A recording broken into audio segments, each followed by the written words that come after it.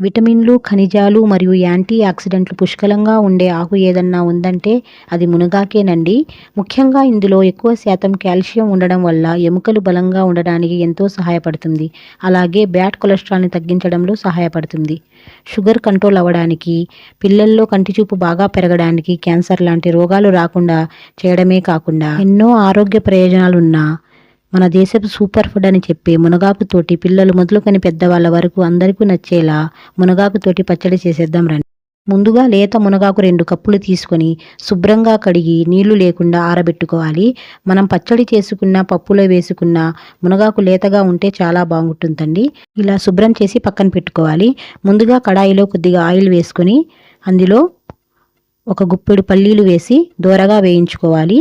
ఇలా 50% వేగిన తర్వాత నువ్వులు కూడా వేసి ఈ విధంగా చక్కగా ఫ్రై చేసుకోవాలి. ఇవి 2 వేయటం వల్ల పచ్చడి అనేది చాలా కమ్మగా ఉంటుందండి. వగరు అనేది అస్సలు లేకుండా చాలా కమ్మగా ఉంటుంది. అలాగే హెల్త్‌కి కూడా చాలా మంచిది. ఇలా ఫ్రై చేసి ఒక ప్లేట్‌లో తీసుకొని అదే కడాయిలో ఇంకొక హాఫ్ స్పూన్ ఆయిల్ వేసుకొని ధనియాలు, జీలకర్ర వేసుకొని ఎండుమిర్చి, పచ్చిమిర్చి కూడా వేసుకోవాలి మీ కారానికి సరిపడా. ఇలా ఈ విధంగా చక్కగా వేయించుకోవాలి. వీటిని కూడా తీసి ఒక ప్లేట్‌లో వేసుకోవాలి. ఇలా వేరువేరుగా వేసుకుంటే మిక్సీ పట్టడానికి చాలా బాగుంటుందండి. అదే కడాయిలో ఆయిల్ ఏం వేయకుండా ఇలా శుభ్రం చేసి పెట్టుకున్న మునగాకును కూడా వేసుకొని చక్కగా ఈ విధంగా ఫ్రై చేసుకోవాలండి. ఇలా ఫ్రై అయితే సరిపోతుంది. దీన్ని కూడా తీసి ఒక ప్లేట్‌లో వేసుకోవాలి. ఒక టమాటాని కూడా శుభ్రంగా వాష్ చేసి కట్ చేసుకొని అదే కడాయిలో వేసుకొని ఈ విధంగా వేయించుకోవాలి. అందులో కొంచెం ఉప్పు అనేది వేస్తే త్వరగా ఫ్రై అవుతుంది. ఈ విధంగా వేసుకొని మీ టేస్ట్‌కి సరిపడా కొద్దిగా చింతపండు కూడా వేసుకోవాలండి. ఇందులో ఈ పచ్చడిలో కొద్దిగా చింతపండు ఎక్కువ వేస్తేనే బాగుంటుందండి. ఈ విధంగా వేసి ఫ్రై అయిన తర్వాత 4 చిన్నులపాయ రెబ్బలు కూడా వేసుకొని అందులోనే కొద్దిగా కరివేపాకు కూడా వేసి ఈ విధంగా చక్కగా ఫ్రై చేసుకుంటే సరిపోతుందండి. ఇలా 1 బై 1 అన్నీ ఫ్రై చేసుకొని చల్లారాక మిక్సీ పట్టుకోవాలండి.